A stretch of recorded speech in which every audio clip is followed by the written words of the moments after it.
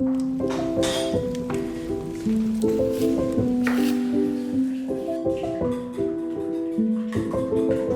trabalhava administrativamente ainda, né, numa empresa, mas assim, eu já não estava mais contente, já estava desgastado, vamos dizer assim.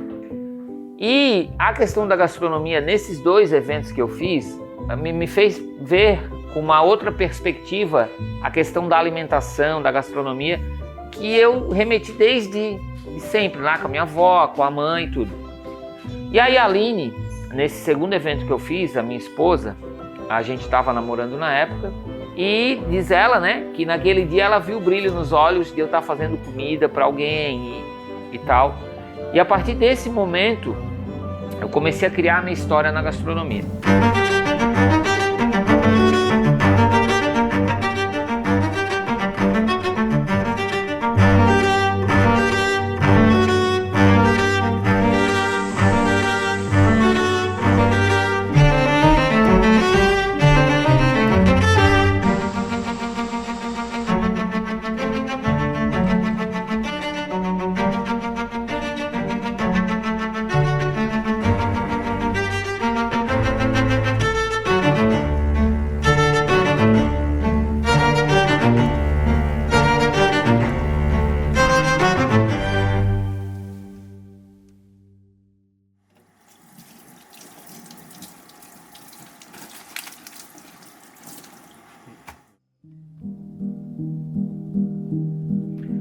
O caldo verde é um prato, assim, muito, como é que eu vou dizer, muito surpresa, talvez eu possa dizer assim, começar falando nele sobre isso.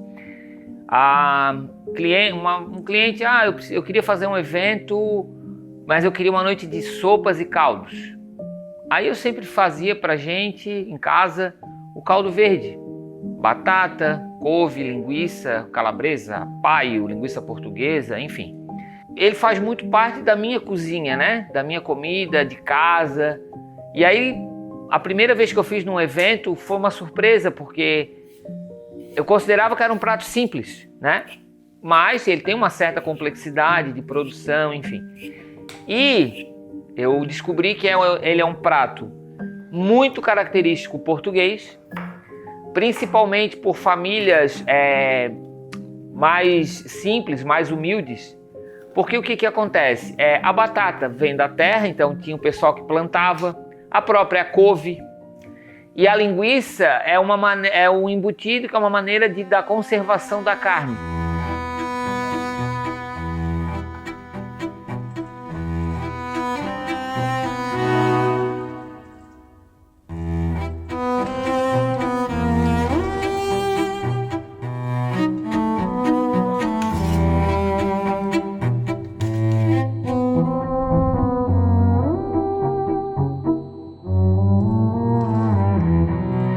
Outra característica importante dele, que ele originalmente ele vem da região dos camponeses, né? Que era uma região muito fria em Portugal.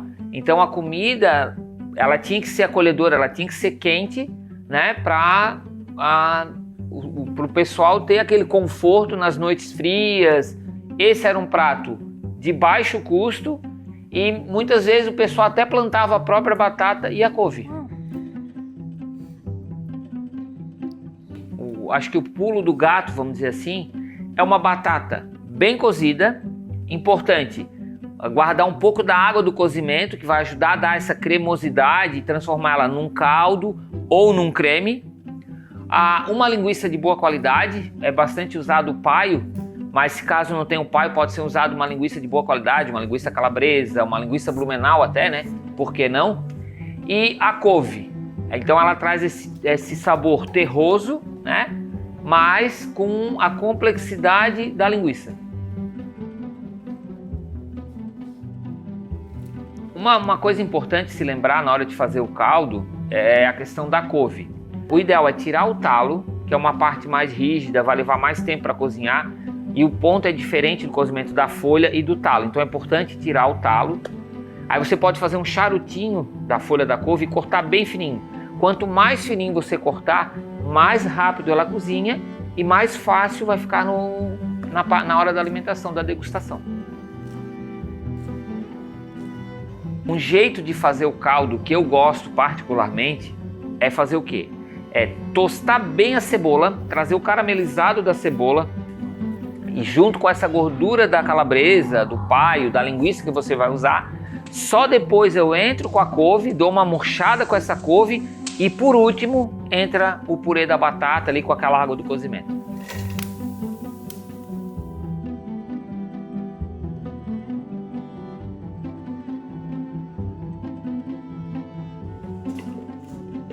Eu sempre fui o assador da turma, o churrasqueiro, né? Aquela coisa assim, sempre gostei de fazer comida, mas nunca tinha pensado em trabalhar profissionalmente, né? Um amigo meu precisava fazer um evento para os advogados e tal, e conversou comigo e eu fui fazer esse churrasco. Passou isso, ele me chamou para fazer um outro evento, aí foi um carreteiro. E a questão da gastronomia nesses dois eventos que eu fiz, me acendeu uma perspectiva, a questão da alimentação, da gastronomia, que eu remeti desde sempre, lá com a minha avó, com a mãe e tudo. E a partir desse momento, eu comecei a criar a minha história na gastronomia. Eu entrei na faculdade e comecei a trabalhar com eventos. Então a gente já estou há quase 10 anos nesse caminho, e de várias conquistas, de alguns tropeços, mas sempre buscando entregar o melhor, não abrindo mão dos ingredientes de qualidade, buscando fidelizar o cliente pela entrega, certo? Então assim, muito feliz hoje de poder estar trabalhando com gastronomia por isso. Entregar o que eu acredito, uma comida boa, de qualidade, mantendo algumas raízes e sempre buscando uma boa entrega.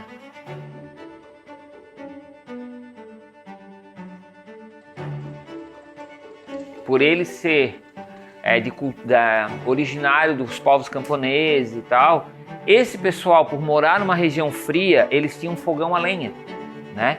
Que era da época muito difundido. E ele era feito, o caldo verde, na panela de barro. Então a panela de barro, além de trazer essa complexidade de sabor para esse prato, é a questão da temperatura, porque a panela de barro ela aguenta bastante temperatura.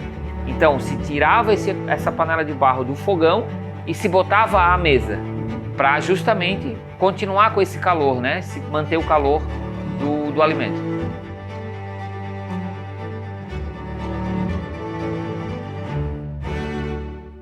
Por isso que eu uso hoje nos eventos, quando a gente faz um evento de sopas e caldos, a gente usa a louça, as panelas de barro para servir.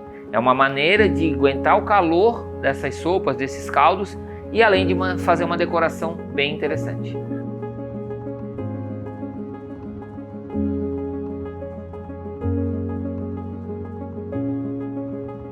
É um prato simples, mas é nele que a gente se encontra, com fogo, com terra, com memórias.